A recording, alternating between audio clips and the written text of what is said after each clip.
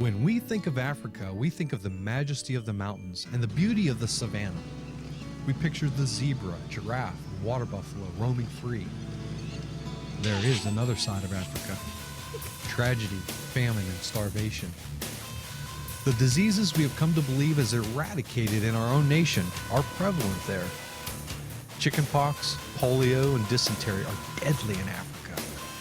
A simple cut can become so infected as to take a life. One man decided he could make a difference. One man saw the pain and the suffering as his own. One man saw the need as the call and answered the call. God broke Jack Shaw's heart for the people of Africa. After all those years of darkness and failure and seeing people die around me and bringing misery into the innocent lives of my family and friends, I accepted an invitation to go to church and stayed sober for a week so it wouldn't be the result of a drunken hangover or something, or a guilt trip, or do this to make Grace happy. I went to church sober.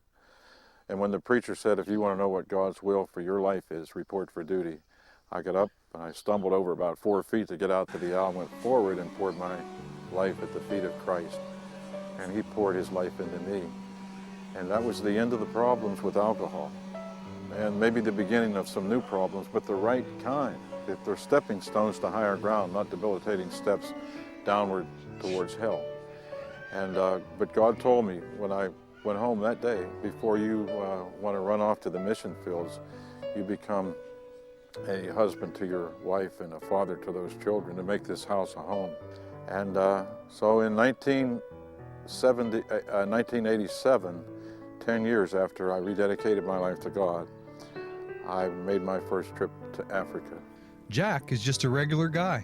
Born and raised in Johnstown, PA, Jack could have been satisfied with running his business, caring for his family, doing all the things we normally do as part of the American dream. But God had another plan. God gave Jack a vision about how he could be part of the solution to the devastation of this continent, and specifically the nation of Kenya. 10 years later, after my conversion, my rededication to Christ, I went to a church prayer breakfast. I'd been attending that prayer breakfast faithfully for many years. This morning, when the alarm clock went off, something told me, just stay in bed. You've worked hard, you're tired, you've been there, they won't miss you, and you need to rest. But I heard God's voice speak. I quickly knew that wasn't God. And I heard God's voice speak and say, remove not the ancient landmarks. And I took that to mean what you've been doing, continue. Don't change anything. So I got up real quick and I got ready and I went to church. And there, to my amazement, were 2 Africans. And I just thought, wow, this is really something. And then they were each invited to speak. And as each one of them got up and spoke for a few minutes, they said they were from Kenya. And the spot that I'd placed on this lighted globe in my bedroom, I knew was Kenya, but I didn't know what area of Kenya. And well, I couldn't wait for them to be, when they were done speaking and the breakfast was over, I went directly to them. And I said, hi, I'm Jack Shaw, and God has called me to build a hospital in your country, in Kenya. And Patrick Chegi, they both looked at me, and Patrick studied me, seemed like forever, but it was a few seconds, and said, welcome to Kenya. You must come to Kenya. The vision is becoming a reality.